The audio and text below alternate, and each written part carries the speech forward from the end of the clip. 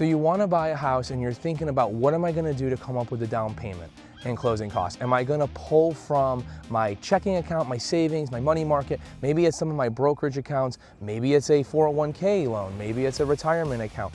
Maybe you own other real estate and you're going to pull from there. Well, today we're going to talk about the different options that you have to come up with that upfront cash. Today, specifically, I am here in Sea Pines Plantation. It is a 5,200 acre neighborhood. It's the largest neighborhood on Hilton Head. It's comprised of many different homes as well as condo associations. There's restaurants in here. There's 26 miles of bike paths. There's 605 acres of untapped or undeveloped wetlands, so plenty to do. Specifically, right now, I am here at the Harbor Town Golf Course. That's right, the world famous golf course that hosts the RBC Heritage Golf Classic every single year. And here we are. We're actually on the fourth fairway, tee box if you will. And in addition to this course, Sea Pine boasts 3 other golf courses. There's Heron Point as well as Atlantic Dunes, and then the private one of Sea Pines Country Club. So today we're going to talk about different kinds of down payment options, where we can come up with that cash. So maybe one day, if Sea Pines is your choice, we can talk about how to buy here. My name is Aaron Benson. I'm a local mortgage lender and host of this channel. Subscribe below and tap the bell for notifications so that you'll be the first to know when I release a new video. I get calls, emails, texts every day from people just like you looking for home financing advice. So feel free to reach out via phone, text, or email. We'll schedule an appointment so that I can understand your plan and design a plan specifically for you. So the first and most obvious answer is, say you save up money for a down payment. Maybe that's just pulling money from your checking, your savings account. Again, these are minimal to low interest bearing accounts. They're very safe. You just pull from those and you can of course pull from that money. Now let's get into something a little bit more exotic. Let's talk about pulling money from a brokerage account.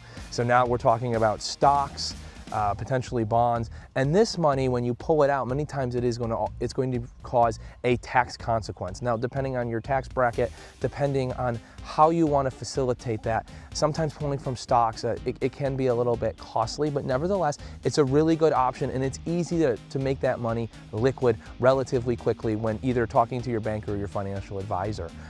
Another option is going to be a 401k loan. A lot of people, they shy away from wanting to touch their retirement accounts, but a 401k loan, many times you can borrow $50,000 or half of the account, whichever is less. And I really like the 401k loan as a bridge, if you will. So let's just say you're going to walk into some money, you're going to replenish this. You take out the money. It is not a taxable event in your world. It is a loan. Yes, you pay it back over time through payroll deductions, and there's interest attached to that, but the interest goes back to you, so you're not even paying a third party an interest. So I really like the 401k loan. You, of course, could pull from an IRA, another retirement vehicle, but this again, unless it's a Roth, it's going to cause a taxable event. So those are some of the liquid options, whether it be checking, savings, money market, some brokerage accounts, retirement accounts. So let's say you want to buy that second home or an investment property here, or maybe it's a future primary and you have your money tied up in another piece of real estate. So of course you could sell your house and recognize those proceeds. You could also get an equity line. Now a lot of people think that they're going to get the equity line on the primary, on the home here. Maybe it's the second home or the investment. If you get an equity line on your non-primary, just be prepared. The interest rate's going to be a little bit higher. Think back to 2008, the first homes that people walked away from were their non-primary homes, so the interest rate's going to be a little bit more. Also, if you're looking to get it on an equity line on a condominium, just be careful. That also can be a little troubling. So what do I recommend? I recommend if we're going to pull some money, we should get an equity line on your primary residence. It's going to get you the best interest rate on that equity line. We're pulling that money out and we're going to utilize it as a down payment here. Now, talking about guidelines, you buy a primary home, minimum for a first-time home buyer is 3% down, move-up buyer 5%. If you get in the jumbo world, a loan greater than $832,750 in the year 2026, you're going to get a jumbo loan and you're going to be required to put down a minimum many times of 10%. So we just have to come up with different ways for down payment, and we could pull from other our other assets, if you will, our other real estate. Now, getting even more creative, you'd want to talk to your financial advisor about getting a margin loan. That is where you're borrowing against your stock portfolio. Again, not retirement account. Now, this is a brokerage account. You're going to borrow against that, but definitely talk to your financial advisor on that, because when you get a margin loan, it's typically only good or beneficial to you if it's going to be short term. Long term, the interest rate could get pretty hard. Whoa, so here I am. I was just on the golf course, Harbor Town Golf Links, and it started to rain on us. And of course, there I was out in the rain, and I didn't want to finish the video, so popped into the office. Great, different day. You can see I'm wearing a different shirt, but I wanted to finish the video with the two other options to come up with some down payment, closing costs, funds to close. So we've covered dry powder being checking, savings, money market. We've talked about your brokerage accounts. We've talked about pulling money from retirement. Maybe it's a Roth IRA. We've talked about a 401k loan to help avoid the tax consequence. We've talked about maybe getting with your financial advisor to talk about a margin loan. And now I want to talk about, can we utilize other people?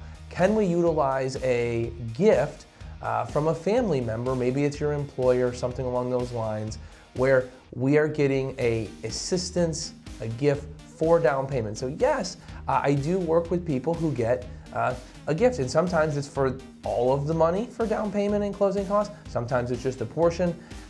It just acts as a way, and remember, your money is treated just like it is a gift. So whether it's yours or your parents or somebody else is giving you a gift, the mortgage guidelines treat that as that is still usable money for down payment. So there is no harm or fall in getting a gift. Many times I'll talk to people and maybe they're $10,000 short, and once you know it, miracles happen. They ask for a gift from a family member and they get it. Now, gifts can be utilized for down payment and closing costs. Now, remember, there are different buckets of money. There's the down payment, the closing costs, and then there's prepaid expenses, which would just be taxes, insurance, escrows, your first year of insurance, and sometimes there's neighborhood transfer fees and transfer taxes, if you will. So that money, the closing costs, those can be supported by a gift or the checking account or the stock brokerage or anything like that.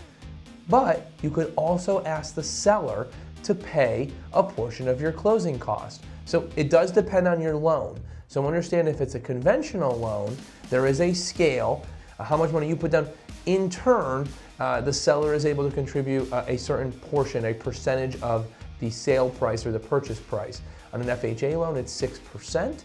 On a VA loan, it is 4%, in addition to standard closing costs. So VA can be very, very helpful in that regard.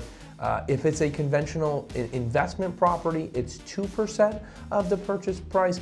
Jumbo loans can have different guidelines depending on the investor. So you could ask the seller to help out with closing costs. I use that strategy a lot. Many times people will come, they'll have their own money, maybe they're getting a gift, and then they're asking the seller to help out with the closing cost portion. The seller cannot contribute to the down payment, but they can to the closing costs. My name is Aaron Benton. I'm host of this channel and a local mortgage lender. I really enjoy talking about this stuff, so please like the video, tell your friends, subscribe so that you're the first to know whenever I release another video. I hope one day to get to meet you, tailor a plan exclusively for you, talk about down payment options, things of that nature, or any of the other topics that you'd like to discuss. I want to assist you, and I hope to one day meet you, but if not, I hope to at least see you on the next video.